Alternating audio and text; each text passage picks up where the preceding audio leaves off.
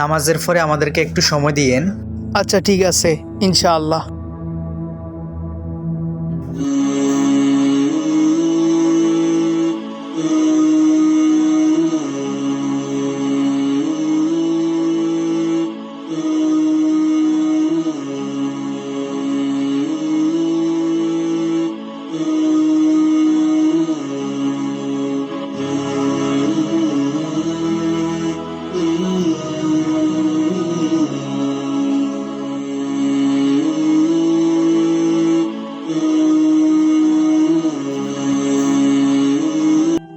আসসালামু আলাইকুম।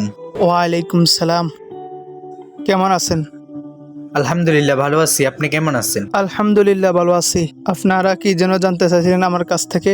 ইমাম সাহেব, আমরা জানতে চাইছিলাম আর কি যে আমরা মুসলমানরা তো এক আল্লাহর ইবাদত করি, আর হিন্দুরা তো মূর্তি বানিয়ে ওইটার ইবাদত করে। এখানে ইবাদত কারটা সত্য এটা জানতে চাইছিলাম আর কি।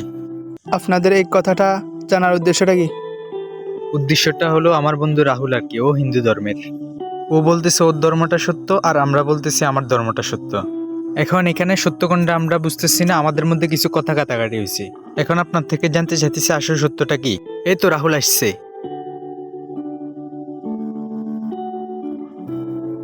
হুজুর কেমন আছেন? বন্ধু তোরা কেমন আছত? এই তো আলহামদুলিল্লাহ ভালো ভালো আছি। আছি।